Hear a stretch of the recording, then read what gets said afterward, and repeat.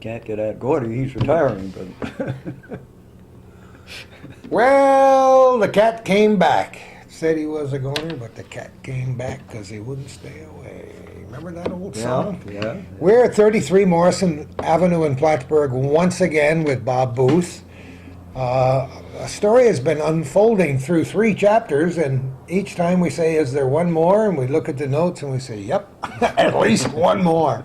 I must tell you, Bob, that the comments I'm getting are wonderful. I'm sure you're getting some reactions Yes. from your friends and relatives and neighbors and so on. We've said before how important a story is. It's important to you because it happened to you. But I think it's important to share these stories with other people, especially to a generation that wasn't there, that didn't live through it. You were a prisoner of war in Germany. You never dreamed when you got on the train and left town that you were going to end up that way, but things happen. Believe it or not, I left town on the Rutland Railroad. Isn't that amazing? Which still ran out of across the border. The station was across the border, and you went through Vermont. I went off to Fort Devens in Massachusetts to start the career, but it still had that wooden car with wooden slats in the seats and a pot-bellied stove in the middle of it. And that was only 60 years ago. That's right. That's right. And later on, about a year and a half later than that, took a similar route and went through Oklahoma in a car exactly like it. Did you really? With Indians and chickens and And that's a whole nother story. Well, you know what? You brought it up, so I'm going to mention that. No wonder there were horrible fires when they had train wrecks, because the cars tipped over and the stoves were... Yes. And ultimately, Yes, sure. they invented a kind of stove that wasn't supposed to set the rest of the wooden car on fire, but they still did. And so that's a whole different study. Sometime we'll talk about the pot-bellied stoves in the cars. And oh, my I'll goodness. come and listen to that. You've been talking to railroaders in Rouse's Point, and I know it. we love train stories. Calvin and I are very interested. You know, I grew up during that steam train era, as you did, and it still holds great magic Yes. and curiosity for me. And once, many years ago, they brought a steam locomotive through town here, and I was there like a small child with my microphone right where the steam was coming out, listening to and it brought back just a flood of memories. I've got a fantastic picture of the highest quality last steam engine that the D&H used on a winter day coming south out of the Plattsburgh station across the bottom of Macomb Street. Steam coming out, it was 20 below or something like that. Oh, boy. And it's a fantastic picture that I showed once to a group of middle school kids. It just stopped the clock. They never saw anything like that in their lives. They were fascinated. It took their breath away. And it is a great picture, no doubt. I don't know why Calvin and I have been attracted to trains, because trains are so much a part of the history of our nation, of the world, and steam trains especially. And we've done some charming interviews with people who take pictures of trains and write about them, with people who have model railroads and get into that and have pictures, with people who buy old railroad stations and restore them, and it's marvelous. And it's a part, riding trains is a big part of who we are. And you know, I've said many times, as a child we lived near a railroad in Thornwood in Westchester County, and little urchins that we were always at the train station, always watching the people in and out, always waving at the engineers and hoping they'd blow a whistle for us, and picking lilacs off my mother's lilac bush and trying to sell them to people who were exiting the train for 5 cents, and they took pity on us once in a while, and you know, penny candy was a penny back then, remember? Anyway, we digress. You digress. And I didn't get you there. We don't even mind digressing. Where did we end up the last time, Robert? Well, we had left Nuremberg, and we were on the road, and we had just been pulled off the road to watch a 1,000-plane air raid, as I recall it. And that's about, we went a little past that, I guess. I got stored in the watchtower of a walled village overnight to get out of the rain and the cold. Let's stop And then right we there. move on. Let's stop right there. We'll check our tape, make sure that what we've said already is on tape, and then we'll be down the road Okay. to finish this wonderful story. We'll begin on April 7, 1945. Stay tuned. All right, the tape is okay. We're underway. Well, So we let's start- go from that April day. That April day, we departed the next day, which was April 7, 1945, and were pushed hard for reasons we didn't know, of course, and kept going for 12 hours straight. We did get food from Red Cross packages that were divided among 4, and we were absolutely about as beat as anybody could be because we were out of practice and we were debilitated and we were fighting the weather and all the rest. Just to let people know who haven't watched the 3 chapters that preceded this one, you were by then a prisoner of war Oh, yes. in Germany. Mm-hmm. And in our previous programs, you described what tired and hungry was all about in ways that I could understand. My stomach was growling. Yes. And I wanted to take a nap, Yes. just having you describe this. Some people, when you stopped, some people just keel over and fall asleep immediately. Right, yes. So that's Yes. the situation you were in. That was essentially it, yes. So those Red Cross packages were godsend. Very important. The quality of our diet changed remarkably when we got on the road in that location because we were close to the Red Cross supply. The Germans stopped feeding us, and the Red Cross supplies were getting to us. And so we were picking up and we were improving, but of course it was slow. And that was about the first time that we really started seeing serious regular supplies from the Red Cross source in Switzerland. Okay. And as we said before, the German army was responsible for taking delivery and transportation. However they did it, probably trucks, to get the food to us. But that's what we were going on, and we'll get to a little more than that in a minute. Okay, go So, ahead. Anyway, from April 3, which is behind where we started here, to the 8th, why the weather was becoming spring. We're in early April, and that made it much easier, warmer. The grass was getting green a bit. By the 9th of April, we had made some more miles, and we got a Red Cross package to be shared by 2, which was twice as good as ever before. Oh, sure. Along that part where we were proceeding kind of in short bites on country roads. They were gravel roads that we were on through tiny farm hamlets, some of which probably didn't even have a name, but there'd be a location and we would be stopped and we would be spread out over a half a mile or so of highway so that we weren't clustered in one place. We sort of stopped in place. And sometimes we slept in barns and sometimes we didn't have to because the weather was kind to us. During that period, I encountered a lieutenant named Walter Rollson, who had been one of those people who came to rescue us from the Hammelburg camp. He was captured, along with many others of them, and we became friends.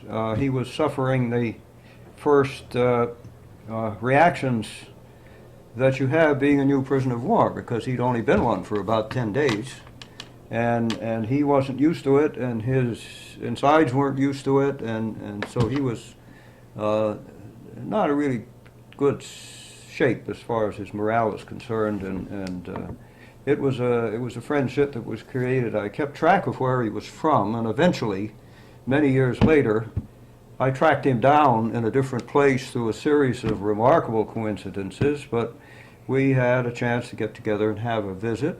Walter belonged to an organization that had been founded relative to this event, the liberation of that camp, which, as I said before, was a hugely controversial, very complicated kind of thing. That's a whole additional hour of discussion, but that group was focused at the University of Minnesota, and at one time they brought in for an interview before the assembled group. The captain who led the raid, Captain Isidore Baum, he was straight out of New York City where he'd been a clothing cutter. Isn't that and he amazing? was the thing that amazed me about him was, number one, this expedition was ordered out by General Patton using people from the 4th Armored Division, which was one of his favorites, and it was pretty well beat up and worn out. So who should be directed by the general to go out to that unit and to find the vehicles that would run, tanks, half-tracks, and all the rest, and equip it, and get it ready with 300 men to go, but a man named Paul Hillman, who is 100 years old now, the manager, owner of Fort Edward Express Company. No kidding. He was written up recently, within a month or so, having attained his 100th birthday. Isn't that? I met him at a meeting up here many years ago, and he was wearing his 4th Armored badge, and one thing led to another, and I found out There was a connection. that there was a connection. Wow. And he's a very interesting fellow. But the other part of it was that in his televised interview, it was just amazing to me to recognize that Captain Baum, who had been sadly taken advantage of and being put on that mission without much guidance and on a fool's errand, he showed not one trace of criticism to General Patton, not an ounce of resentment. It was part of the day's work, and that's what you did for a living in those days. Duty was duty. Duty was duty, and it was just amazing. He never blinked, and he had every opportunity to. He was talking to equals and compatriots and all that.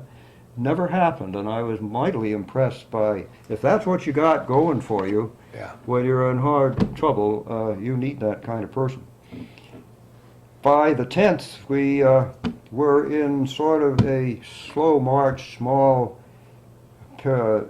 distance kind of thing, and stopping frequently and stealing the farmers' wood to run our Kriegi stoves, and some fellas from the city were out snatching eggs from under geese who were hatching them, and they were ready to make themselves an omelet. And what do you get? It's baby geese.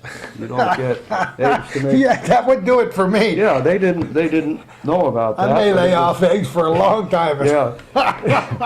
It was comical. And there was also trading and bartering for food and things like that. We've got a witness. The other What was the reaction of the farm folk here? what choice did they have? They were surrounded and overwhelmed. But could you get any reaction? Could you sense that they were bitter, or did they just say, "What the heck is coming down the road"? Or the answer is no, because I didn't speak German and I didn't have conversations at some. so they just took what they wanted. Well, yes, in a sense, and there was no way that the natives could fight against that very much, but they were sort of kept under control by the German guards, who knew the condition of their country and didn't let it get to be outrageous. It was sort of a moderated thing. The other particular aspect was, during one of these quiet periods, we were in essence lounging around and just waiting for the next day to come and do a little more mileage. And a fella, one of the prisoners, decided that he'd had enough of this standing around and waiting, so that he simply walked away in broad daylight and departed across an open field. The guards noticed him and started hollering at him, and he just kept going. So I told you that they were carrying weapons from 1870 or something like that, and one of the guards finally got tired of hollering halt and threw up his weapon, and from the standing position fired at the fellow. The fellow grabbed his face and looked at his hand, and then meekly came back. He gotten the warning. The bullet had gone right across his upper lip and under his nose. You And he had a brush burn.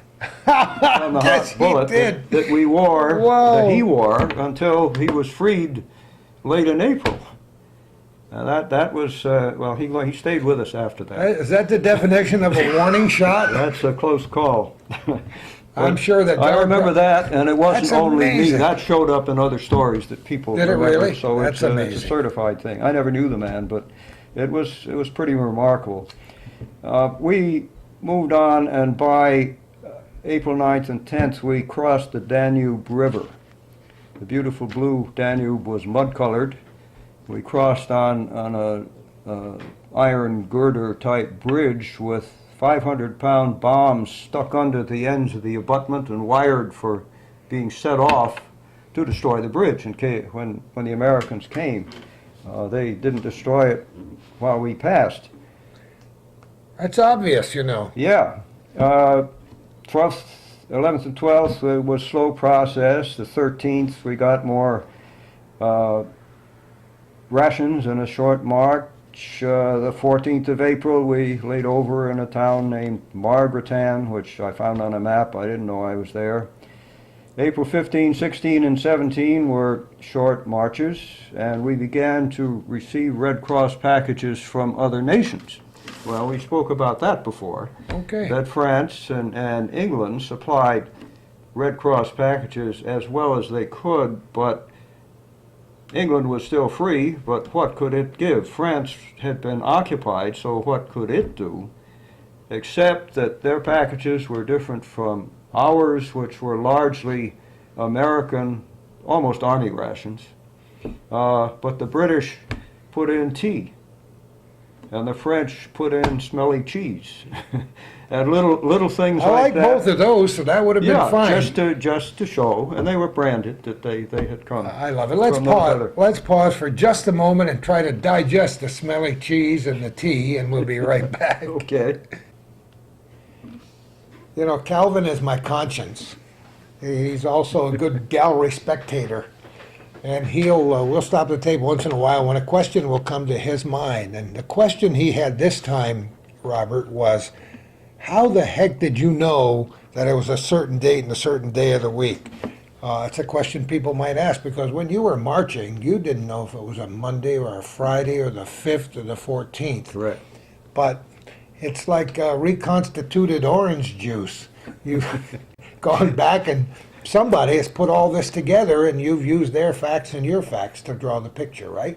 Well, it's long-term recall, I could say, but it actually isn't, because there was, with this group, I mentioned Colonel Good, and I mentioned the people with him who had come with him all the way from the Baltic Sea. And in essence, there was a command structure, and there were a group of people that kept records and had paper to write on, which very few others did. And they knew, they had the maps. Having the maps is something helpful too. So they knew what was going on, they knew where we were going, and they kept track of the dates and some of the events, and those perked my curiosity as I read about them in the first draft of what they produced in writing about the 6 columns that marched out of Nuremberg. And having read those, it confirmed things that I remembered and brought to mind, of course, dates that I never knew and other events. And I remembered some things that they didn't know, so I contributed to the full final edition. But it's in that way that I know towns and that I know where we were at a particular time, and I can reconstruct from some of it what we were doing. But these layover times and these arrivals of Red Cross packages are in their records, and they were keeping track, and otherwise I would be, it's a blank essentially, except slogging along with these windows that you remember. We were passing, after we crossed the Danube, a canal, an ancient canal called that connected the River Main with the Danube. The Main was farther north from where we were, and I remember spring was coming. It was time to cultivate the fields, and one of the events that we saw there was the farmer and his wife, who were left home and they hadn't been pulled into the military. They were charged with being on the farm, and they were, I'm sure, in their 60s. To me, in my early 20s, they seemed ancient. But the old man was guiding the plow. The mother was guiding a team, his wife. She was guiding a team that was a horse and a milk cow, plowing the fields. Now there's a marriage made in heaven. That is, and that's what they had left. The other horse had been stolen by the military, I'm sure. Or That's a drafted. picture. That's a picture. Yeah, and of course there were other places where the old man was pulling the plow, and the mother was guiding it. But this just happened to be somebody who had a little something left and had to get that crop in. Yeah. By April 20, we of course began to know where we were headed and weren't far away, and we were joined by another column of marchers that came from out of the blue, and they were all British aviators. Now, where they'd been and where they came from and why they joined up with us is unknown, except we stayed together for the last 8 kilometers, which is not much more than 5 miles, to the Moosburg prison camp, which was called 7A in the German structure. That's something special because, and I have a whole writing about it that was produced in Germany, but essentially it was ordered to be constructed because Germany knew it would be collecting prisoners in 1939, and the order that went out to the force that was in that area was you are ordered to build a camp for 10,000 prisoners and have it done in 14 days. Oh, yeah. And that took people aback quite a bit, but it was a written order that came down, and somebody retained it. But in any case, that order was given, say, about in the month of November, and the first thing they got built by February were some tents. No, they renovated a part of a factory and turned it into a delousing station, and that's the best they could do. They didn't have a camp actually until 1940. The order was given in 1939, which was mostly under tents, but it gradually grew and it gradually was completed. It served as a transit camp where prisoners were brought in from all over the battlefronts, which were essentially south. They were in France, they were in North Africa, they were in Italy, and they were coming in from there, being sorted out and cleaned up and assigned in different directions and not retained. It was a transit camp, in other words. But then gradually it began to build, and they kept people. And I'll just read what they say. They had already passed 98,000 people through it. Wow. July and August of 1940 was when they began to collect different kinds of people, and they cite here, this is the German edition, white, yellow, brown, and black Frenchmen, blonde Flemings, and Algerians, and Moroccans. And you hear not only the armies you think of, but then the colonial soldiers that they brought in from Martinique and Haiti, and foreign regiments and Polish legionnaires and Corsicans and Basques and Spanish communists, Romanians, Slovenians, Serbians, Latvians, Cubans, Swedes, all of this. Not to mention displaced persons. They had some Serb underground fighters. I don't know why they didn't massacre them, but they captured them and kept them. Total of 72 nations were represented, and in addition, about 2,000 doctors were included in it, and their orderlies, and 170 clergymen in uniform. It was quite a production. By the time we were freed on the 29th of April, which is another story we need to go into just a minute. There were about 110,000 people in it, which included well, I'll get to it in a minute, an exact number of Americans that we'll get to. Uh, it was known that the 14th Armored and the 99th Division were coming our way and were going to liberate us. So Colonel Good, still the commander, he took over all American forces in that camp when he arrived as the senior man again. He was just older than time, and he dealt eye to eye with the colonel who commanded the camp, open negotiations about transition. Well, the German colonel had been ordered to gather together all the troops he could get his hands on and to defend the camp.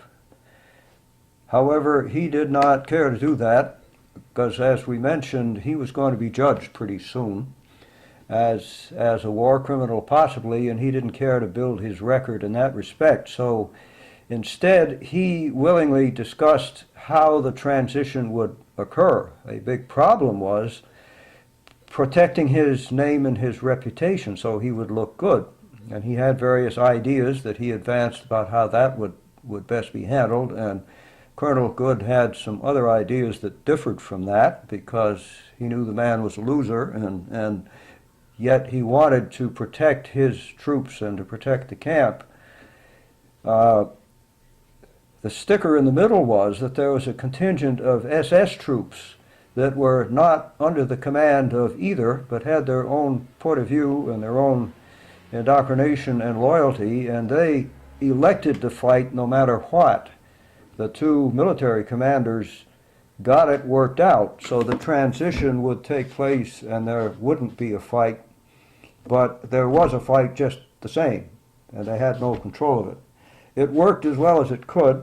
There was firing. The SS force of 100 or so men was essentially just wiped out completely because they confronted two military divisions, one with tanks, and that cleared it up pretty quick. But while it was going on, we in the camp, and I know nothing about this, I was in the location where we could not see anything. We just knew what was going on. And we did know there was firing. I can't say, like in the Halloward camp, the firing came into the camp, and it didn't come anywhere near us. I can't tell you where we were, except we were surrounded by hundreds of buildings and not at it. And we knew when we were freed by secondhand information. From that point, of course, we all celebrated April 29 as a liberation day, and then we sat. We didn't go anywhere for a long time. The contingent in the rest of the camp, with all these people, had a great predominance of Russians and Slavic-speaking people who had essentially taken over control of the camp and held it for years. They had their own community, they had their own structure, they had their own military organization, they had, in essence, fairs and all the rest. There were men and women included. And when they were freed, they had the resources for bands, military marches, dancing in the street. There was a lot of liquor that was found, so there was just all kinds. I would imagine there was. Yeah. They chased down the guards and they strung them up and they drew them and quartered them, and there were very few that escaped. And the Americans, of course, had sense enough to leave that all to them and not get involved, because the Americans in certain instances were doing the same thing with the guards. There were some people who were sadists, and they didn't survive, and it was just summary justice. But if you can imagine being commanders of two divisions and the corps commander above them and the army commander above that, having responsibility suddenly for 110,000 more people who had to be fed, who had to be cared for, who had to be kept under control. It just boggles the mind, and it doesn't... Amazing logistics. It doesn't, yeah, it's just incredible. It doesn't surprise me at all, or concern us, really. We were not being shot at anymore, and we were in American control. but we sat for a number of days, even through VE Day. We were still in jail. That was May 8th, from April 29th. Just as a sidelight, during that period of time, I encountered a fellow named Bob Wilkie, who had been a friend and classmate of mine in college. He departed in 1942, joined up, and got shot down in 1943 as an aviator, and had been taken up by the French underground for many, many months, and gradually worked across France to the British-English Channel, where he literally had his foot in a boat that was going to take him to England after many months of living underground and traveling after dark. And he got recaptured and taken back. He ended up, well, I'd been recaptured too, but I hadn't been many months in the underground. And he was not, his morale was gone. We knew, of course, the end was near and was upon us. He wasn't in a state of mind where he could accept that possibility. He's recovered okay, and he's made his life, and I know where he is, and he's still going strong, but strange things. Well, talk about diet when you come off the starvation diet, and there is available what the U.S. Army eats, including white bread. White bread was a real treat, but it was different from black bread. Scrambled eggs and bacon, whatever else ordinary Army food consisted of, you could not eat if your stomach had been on starvation for a very long time. I got into the dried apricots, and that's a bad thing to do anyway, but you can't, you start soaking them up with water, and I had 24 hours of real trouble. When I first had, I can picture that. When I had the first plate of fried eggs and bacon, it just turned me inside out. I thought I was going to die, and I didn't tackle those for months. Isn't that just, I mean, not only the feeling, but the tastes that go along with that. Delightful taste going down, and after that, it's just plain misery. Coffee that got cold. I could not stand coffee that cooled off. It had an adverse effect on how my system reacted to what was in it. It's amazing for you to tell us these stories because nobody, certainly among the four of us sitting in this room, and probably 99% of our viewers, have no idea what you're talking about until you talk about it. Yeah. It's something we can't conceive of unless it happens. Especially my iron stomach, which has been forced to tolerate all manner of things down through the years. I can't imagine being turned off by scrambled eggs and bacon. Until you told me about the wild goose and the thing and the eggs. Well, that was just a comic thing, really. But anyway, I have never touched cold coffee since. Iced coffee doesn't appeal to me. Coffee ice cream, absolutely off the list. Isn't that funny?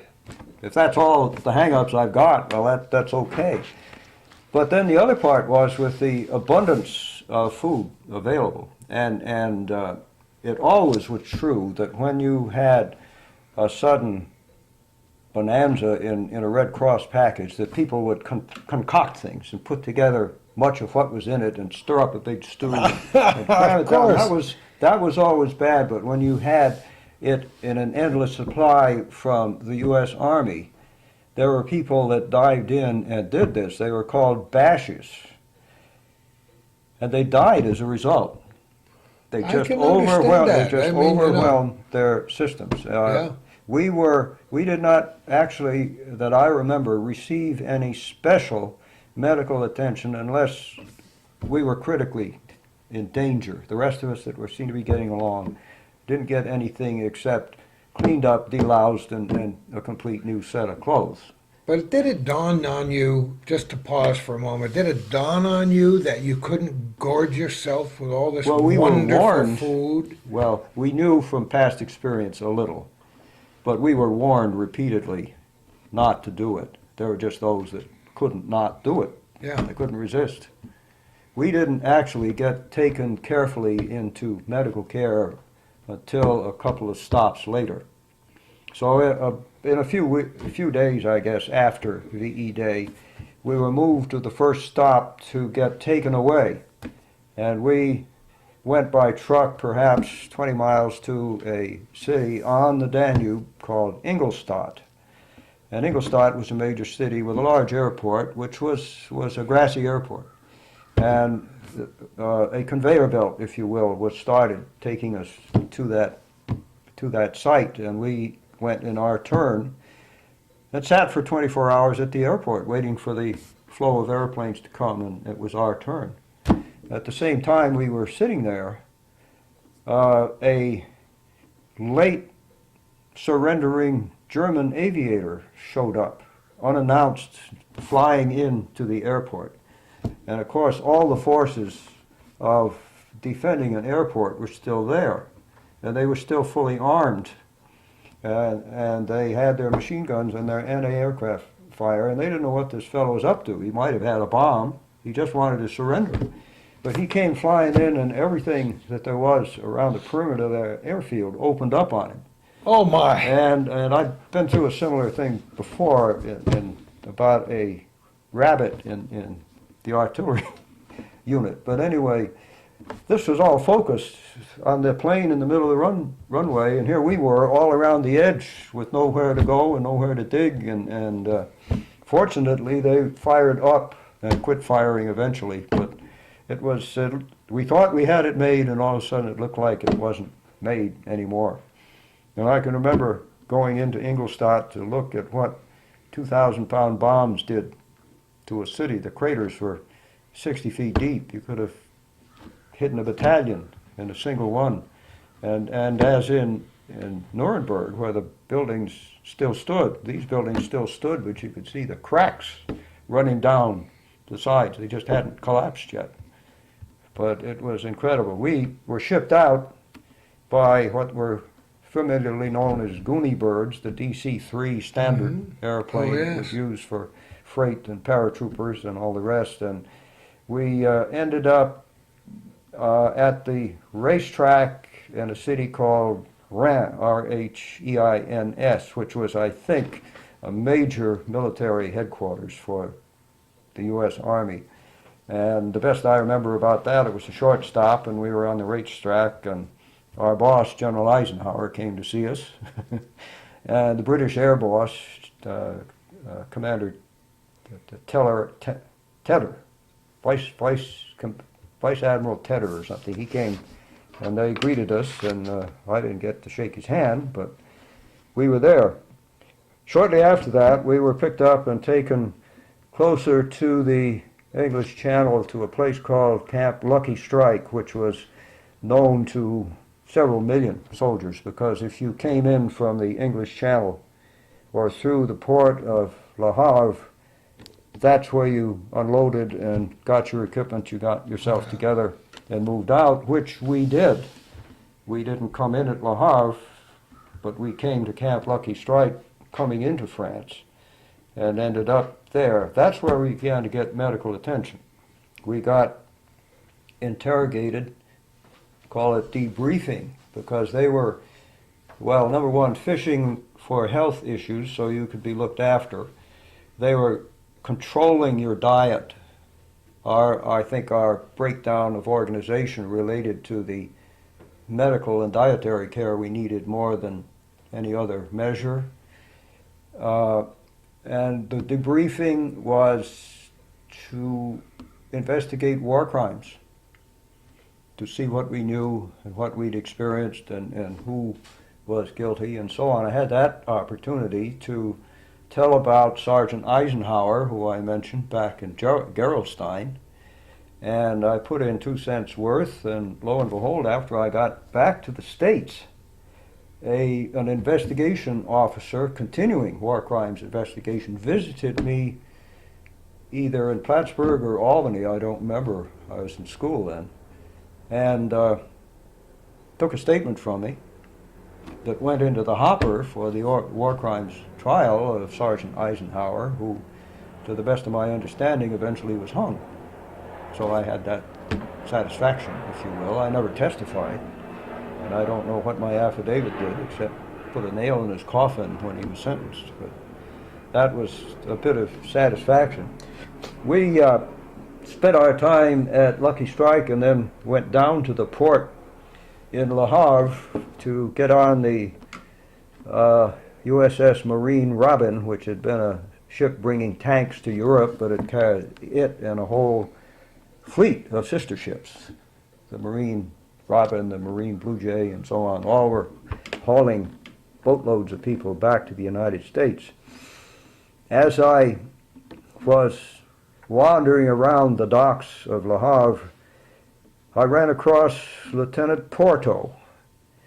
And Lieutenant Porto began 4 days ago because I rode in his stateroom with him on the LST that took us into France.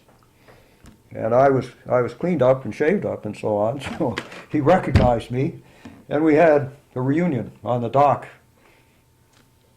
Isn't that interesting? 6 months later. Yeah. Yeah. Amazing. Yeah. And well, he kind of asked me where I've been, what I've been Yeah, doing. what have you been doing? So that was kind of interesting. We left on May 31st, and we're home by June 15th to New York City and Camp Shanks, I think it was. It was up on the Hudson River where we were unloaded and reorganized and sent off on leave, which brought me back to Plattsburgh. June 15th, 45. June 15, 45, I think I was back here, yeah. May 31st. I was 8 years old on that day. Well, congratulations. And I'm glad we both I didn't made it. even see you come in. I'm glad we both made it. Yeah. Well, you weren't much to look at then. No, and that hasn't changed much over the years. Well, in any case, all told, there were 156,000 people like me in Europe alone. And The numbers are overwhelming. yes, they are. We talked about ways that you safely made it and all the other ways that you would not have because you were bombed or you were shot up or you died of disease or you fell out of marching columns and simply disappeared, or you perhaps had been liberated by the Russians or delivered to the Russians to leave by way of the port of Odessa, and so that there are hundreds and hundreds who are unaccounted for, who are now known as POW people. And after hearing your story, I can certainly understand why. Absolutely. How many variables there were from Absolutely. the time you started this Mm-hmm. adventure, if you will, Yeah. until the time it ended. Yeah.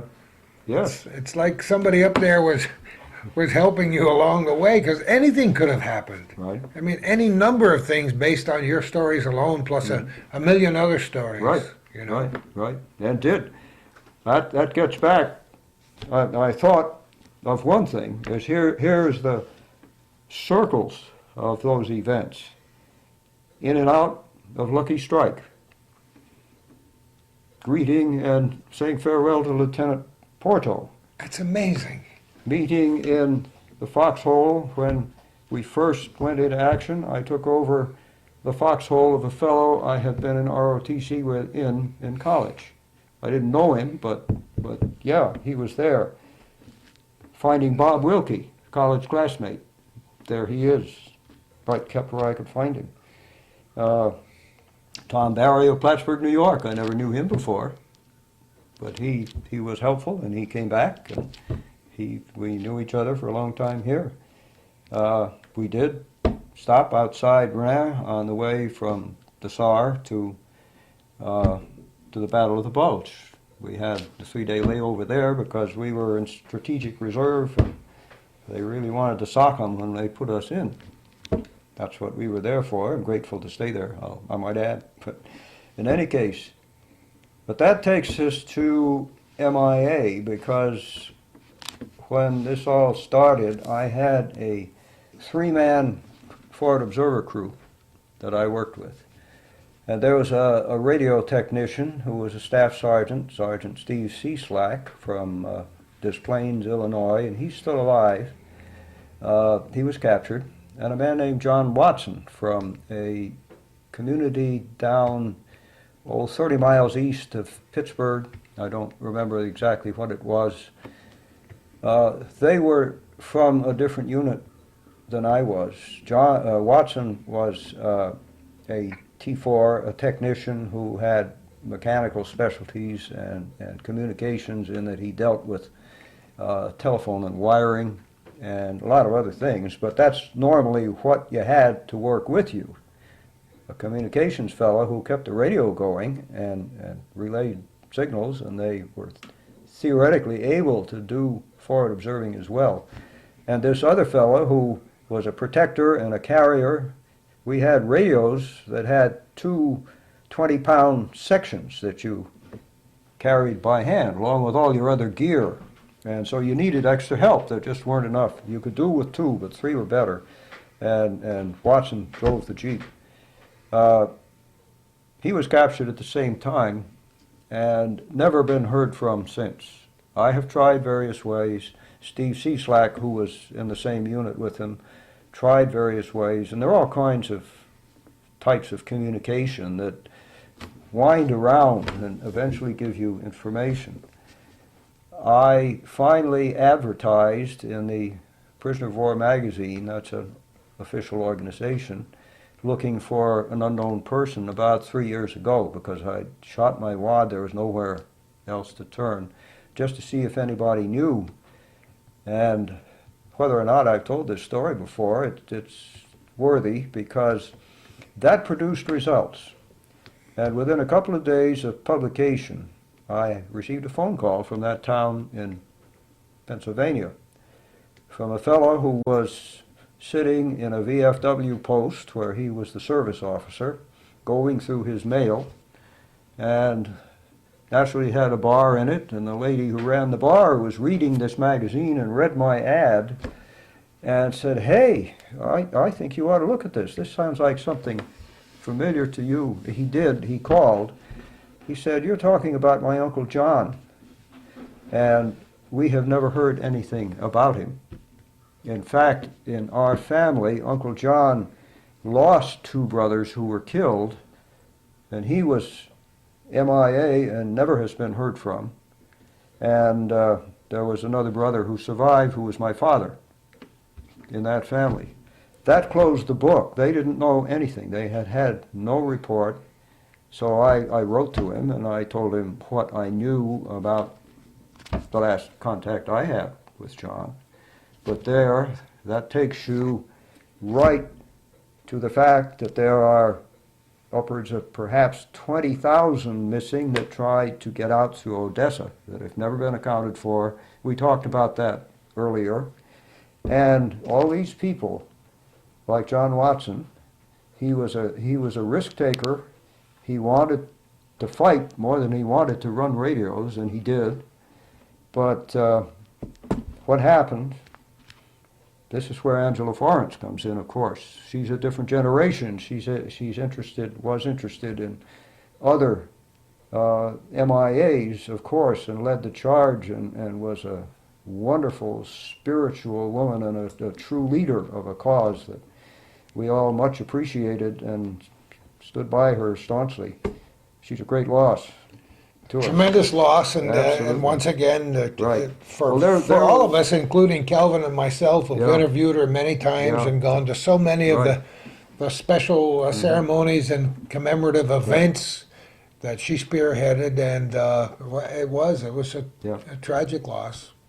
So, and there'll be a memorial service for her Yep. coming soon. So that's pretty much the end of the story on the ground. You might want to wonder about the mental reactions to such things and Well, yeah, you know, as you were the as you- effect of it all. Exactly. As you've been telling the stories, I try to put myself in your shoes. It's impossible to do. I'm thinking, here's a guy who was starving to death, who was reacting to scrambled eggs and bacon. You're still you're able to put on, you would be able to wear the uniform you had in those days. That you probably haven't Yes. gained an ounce in the last 60 Well, I lost years. it. Yes, but I lost it. Oh, you did? Yeah. You mean Yeah, you I was gained heavy. some in between? Oh, yeah. Yeah. I can't ever picture you as heavy. I was heavy. No, I wasn't heavy. I had more bulk than I do now. Well, I just wondered, I wondered if that pattern of eating and that No, I don't think so. changes that you went through would alter your eating habits for the rest of your life. In some ways. My wife's doctor did. Oh, is that how it worked? I eat what's put in front of me. Oh, from now we're those getting, days. we're getting And, the story here. We had instructions about diets and things like that, and it's different. Yeah. But it's a good idea. Well, It works. Here you Anyway. are at age 82 now, right? Yeah. And you appear to be the picture of health. Your mental facility astounds me. The fact that you've Me too, but you don't know what I know. That's true. But the whole thing is that you have been so fastidious in trying to make a good story out of this, picturing, showing us pictures in the beginning, drawing verbal pictures that I can follow, and I'm pretty dense sometimes.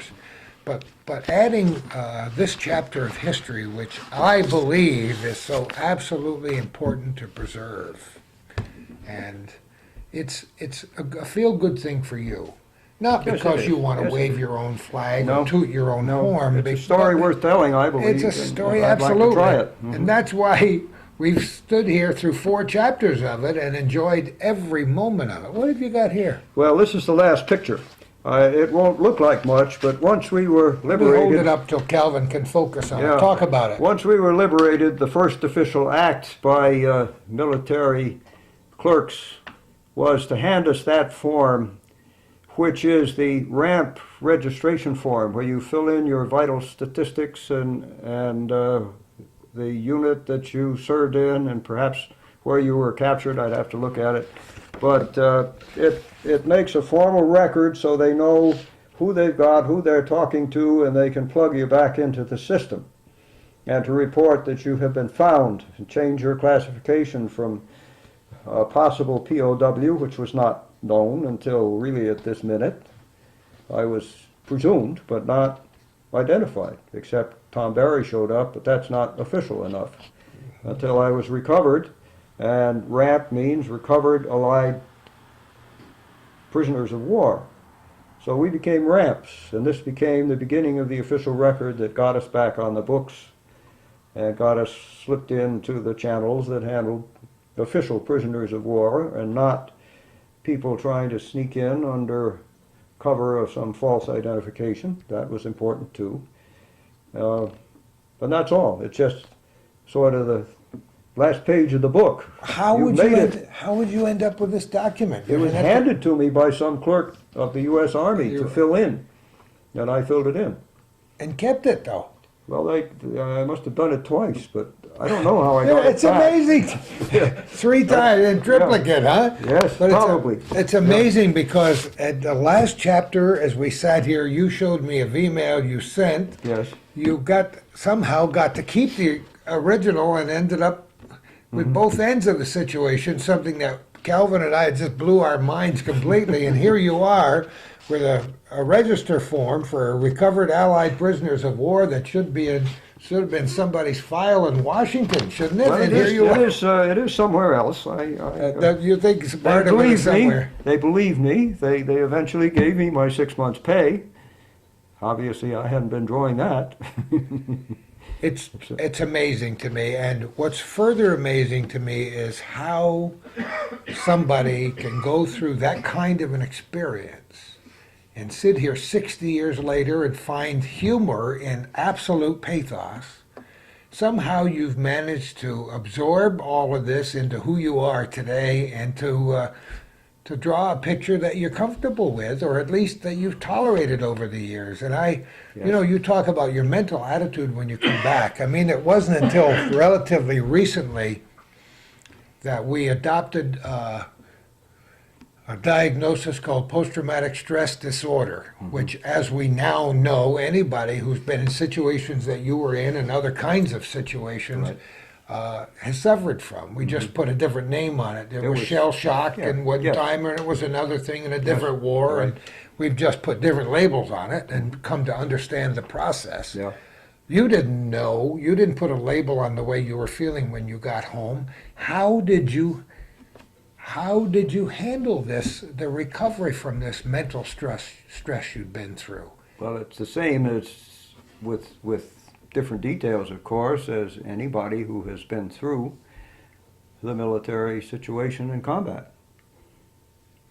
How do you work your way through You it? had far different resources in 1945 than they do in 2005. Well, that's true. But within yourself, how Yeah. badly are you stressed? What is it that you can't throw off? What is it that bothers you? And anybody coming out of that situation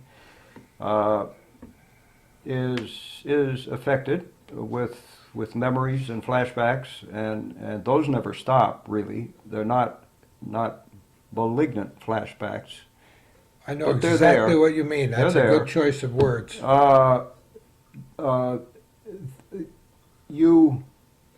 Your reactions of self-protection are still effective.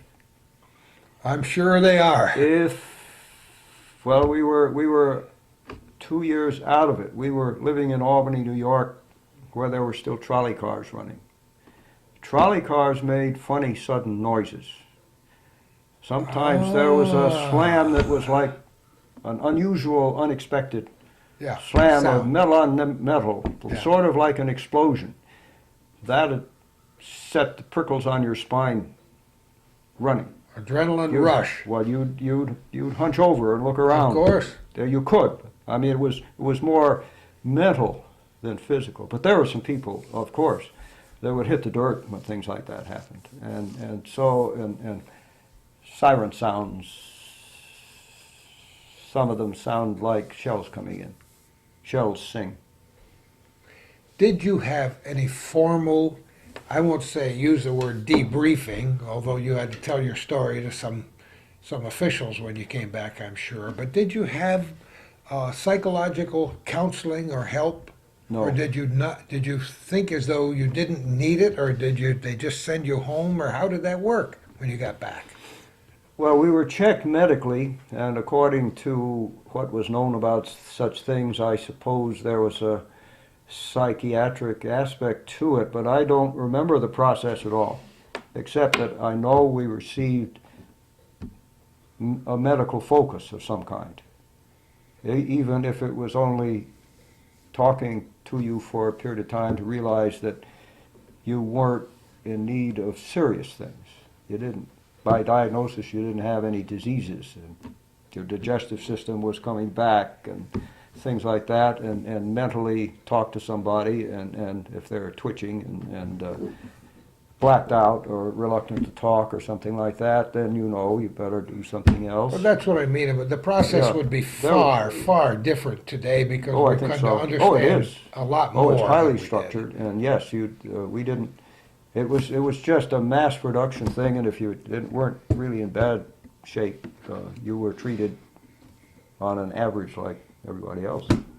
But So- your physical, intellectual, intuitive construction had to be such that you were able to accommodate all these things into who you were and go on with your life and have an extremely productive life when you got home and not obsess with all these memories. And I didn't want people to think when we started this series that you were obsessing with these memories, but you realized that it was an important part in American history.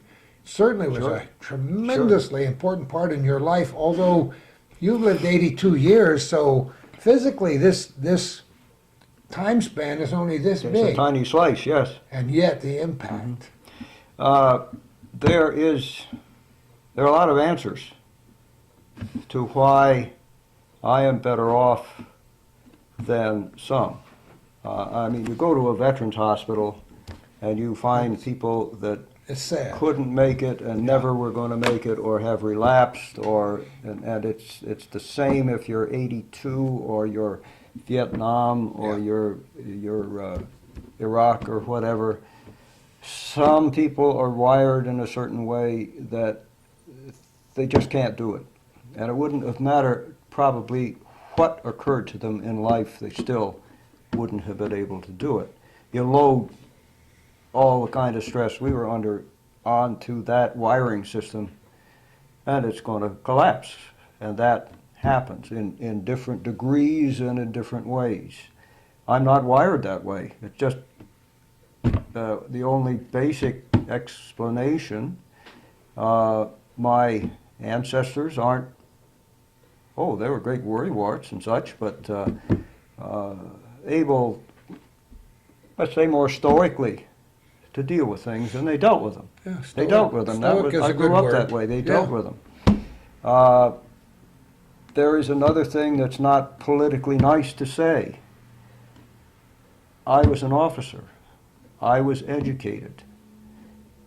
I had no experience with this, of course, but those are two big advantages. I had maps as an officer. I needed maps to work with. That was part of my job.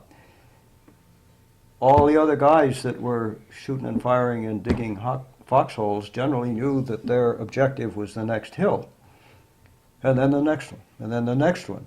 They didn't know where they were to begin with. I knew where I was. I knew where we were going.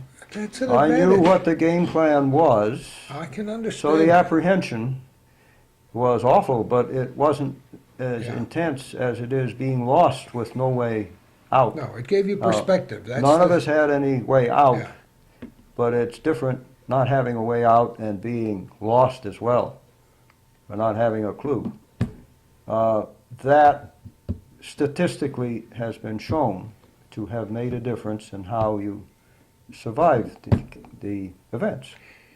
You had a different outlook then, and you've got a different outlook now than many people I've yes. interviewed before. Yeah. And a lot of it has to do with those factors and other factors that are what we call secret ingredients into Yeah. what makes us what we are. Mm-hmm. But I've Well, I learned. also married a wife who was similar, take charge lady. We deal with things. Oh, I can tell that. Yeah. I can tell that. No. She's a pretty neat No, person.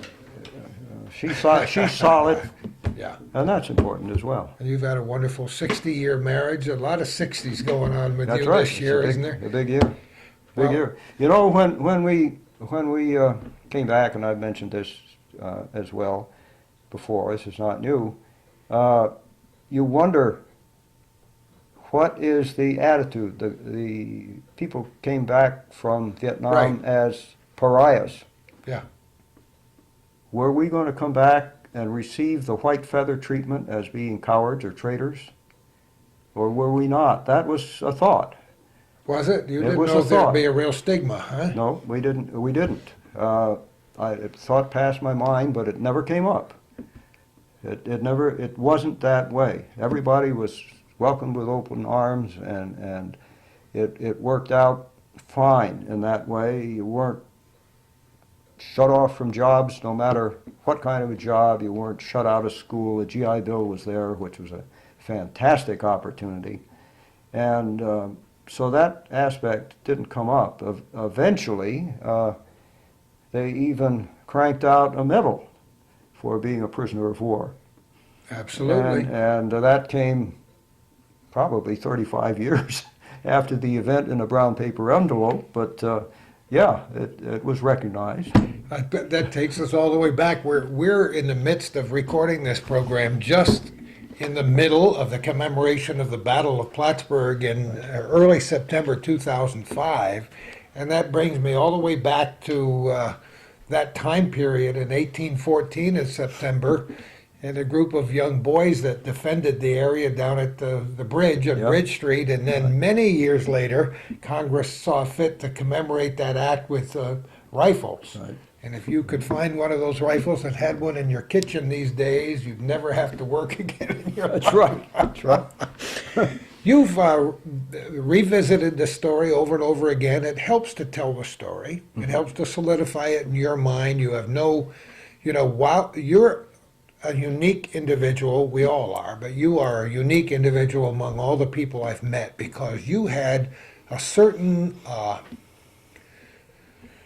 intuition, if you will, about what was happening to you when it was happening. Maybe you didn't recognize it at the time, but your innuendo and your straightforward statements about what you thought of the German people and the German soldiers, and you've added a kind of humanity into something that I was taught as a youngster to hate.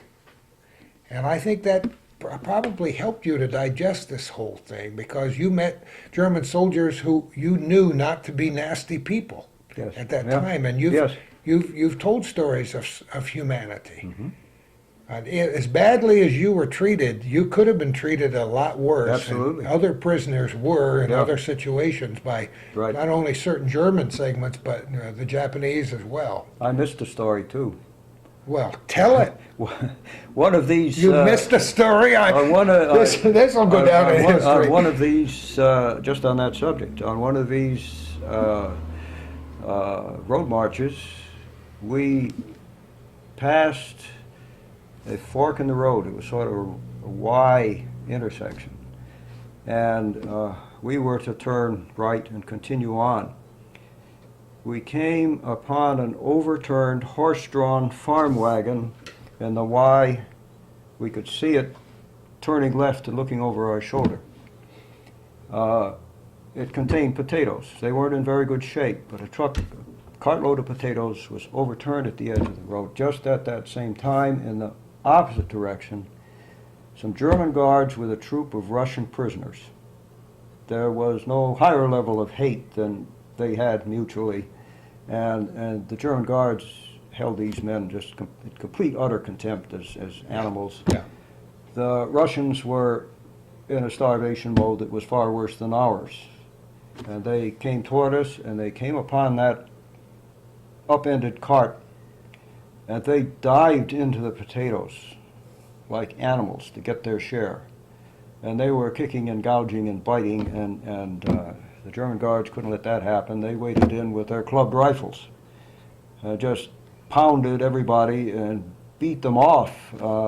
Our people that were in charge of moving us moved us out fast, so we never knew what happened. But there was absolute living evidence of total hatred and contempt for one against the other right at that moment. Isn't that amazing? Yeah. What a story. Yeah. What a picture. Well, yeah. What a picture to Yes. leave in my mind today. I've never seen anything like that before.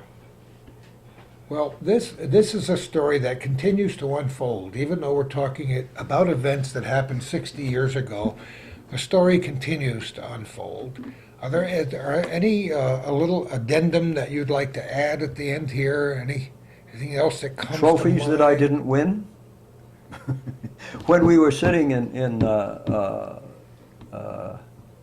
Lucky Strike, there was an active trade. I don't know where it all came from, but warehouses were found, and things were brought, and you could barter for them, but somebody took pity on me, and I don't remember I had to give up anything to get the junk that I accumulated, but I have a pistol which is duly licensed, I will say. It was of the type that was carried by German officers, small, what is it, 32, I think, a Walter.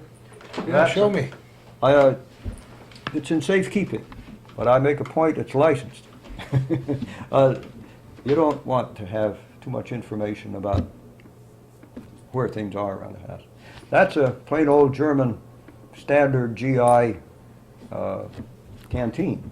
Aha. It's got a fur felt cover. Yeah. It works very well. Kids have used it. This is the standard German GI cartouche, I guess you'd call it. Yeah. Keep cartridges in it. It's hung around their belt. So probably you can hang 3 or 4 of those around the average midriff. This 7 or 8 around mine. That's thought, but we give you shoulder straps. Yeah. Oh, look at this. This is Love it. a ceremonial dress type of dagger. It's kind of shabby and a little bit beat up, but It's a German Beautiful. Navy thing. It's not an Army thing, and there's something about it. It's got the German eagle on the top, and I don't see a swastika because probably the Navy for official things like this would be above a swastika. It's ornate, though. I don't scabbard, know. it's very ornate. I'm not It's- sure There's some that scroll work on the blade, and there's some. that people that the Indented camera work. will even show the scroll work on No, the blade, but I don't it's think it will. really quite beautiful. This scabbard Yeah. is ornamented a little bit. It's got some lightning down the side of it. It's kind of ornamental, but no Yeah. that's- military type things. Yep. I And love it. that stands for something that I don't know what. And how that, well, that got, we were at a seaport. This is a ordinary old German issue bayonet that I guess comes out of this scabbard somehow, but I don't know the trick to it. It's fooled me. Anyway, that's standard government issue German soldier bayonet. That would affix to the end of a rifle, by the way. Yes, Right? yes. I'm sure it would, yeah. Yeah, sure. It does. Oh, that's, There's something about this that you have to, the leather is very stiff and I I can't know. get it out. Anyway. We won't fight with that. This is probably more interesting. It's a knapsack. with my And- knapsack on my back. Except, but it's covered with probably horse or cow hair. And it probably was issued to a military unit like a battalion or a regiment as a ceremonial thing for parades, because as you see, there's not much carrying capacity. You got enough for an overnight, but not Yeah. for any serious work. So I think it was used for dress parades. You think It so? looked kind of Yeah. snappy, and I imagine they came from the Bavarian mountains or something like that. I don't know. But it's just the quality of the cloth is pretty good. The leather is good. It certainly is and, pretty- it's well kept. Maintained pretty well, yeah. Yeah. And then you asked at one time about military awards, and those are all framed Oh, here beautiful. with a lot of Beautiful. lot of stuff that if you start up here and go that way, one in the left-hand corner is a Silver Star, which is a military award for gallantry. And then there's the Purple Heart for various things. The one on the end is the Prisoner of War Medal that I spoke of. Yes. Next line, the blue one, is the American Theater Service when you're serving stateside and haven't gone out into the ocean. And then the brownish one is the European Theater, European North Africa, anyway, the whole Mediterranean and France and Germany area, with battle stars for being in northern France and for being in the Ardennes and for being in Central Europe, which the division earned and which I got because I belonged to the division, but I was actively in two places, and I was in the advance party for Central Europe Mhm. to the end. The next one is the Victory Medal, everybody got. The next with the bar across it is the Army of Occupation Medal for Germany, and that's what the bar says, and we got that because we were early on occupying Germany since April 29 to May 8 at least, and after that. The circular thing is the Third Army badge. We wouldn't have worn that. That was for troops of Third Army headquarters and the units that served directly under the headquarters. We had a division patch, which was the golden acorn, and so yes, we served in the Third Army, but no, you didn't wear the Third Army patch.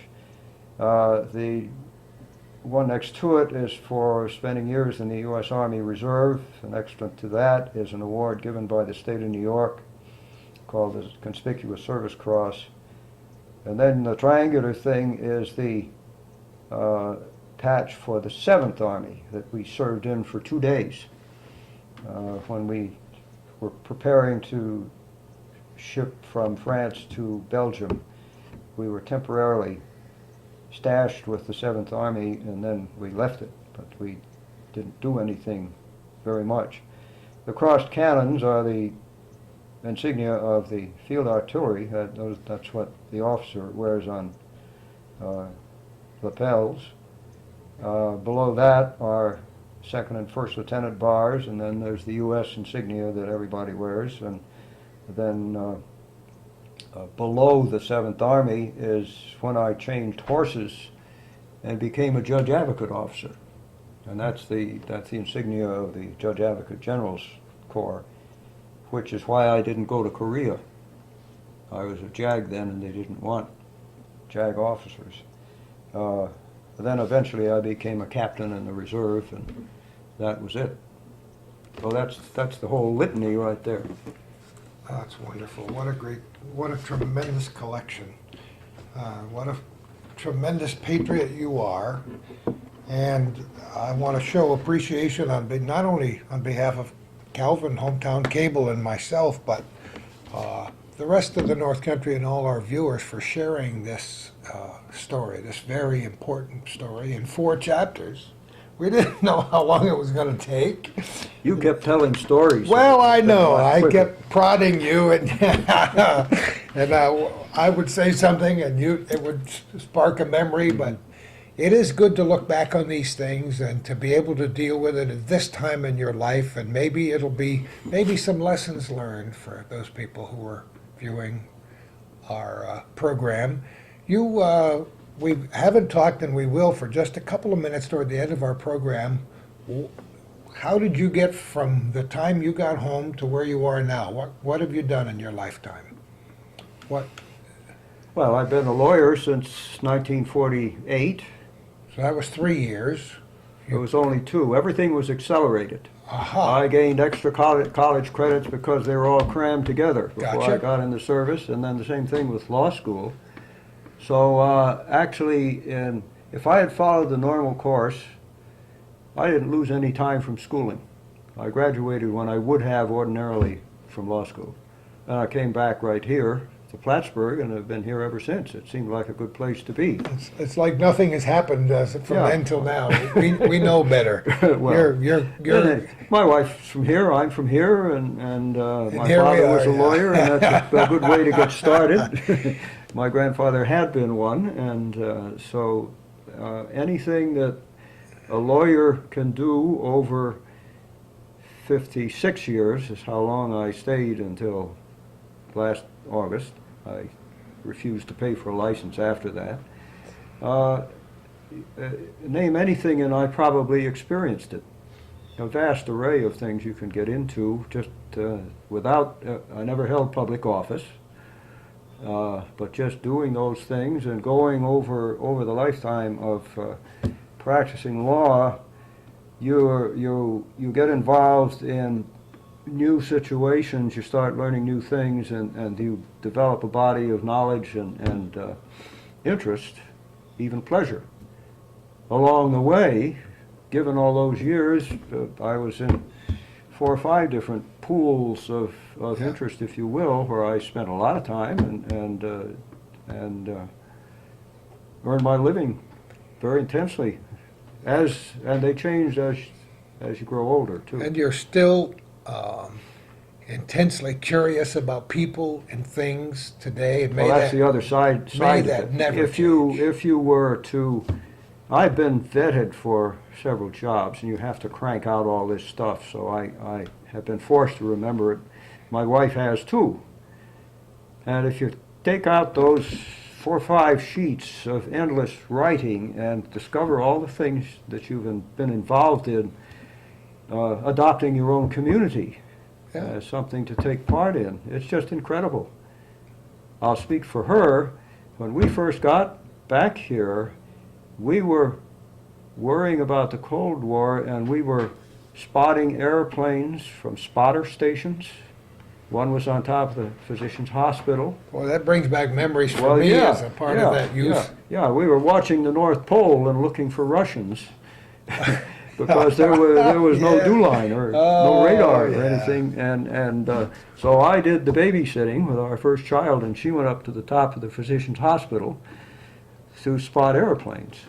I love And it. it just went on from there in similar ways, but it's just incredible what you can get involved with. It's been a great experience. It's been a good trip. Just It has, sitting at it this has been. table with you, some of the best programs we've done are sitting at people's kitchen tables Yes.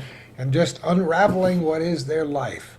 We appreciate it, Robert. Thank you so much for what you've done for your country, for this area, and your legacy is right here now on 4 chapters of this film, and we'll show it hopefully. 33 Morrison Avenue. Yep, you got it, baby. I appreciate the opportunity. It's been It's fun. been fun. It's been very interesting. It's been and, fun. uh, Our friendship will continue for a long time, and we'll be pleased to talk about you in places that you wouldn't even believe.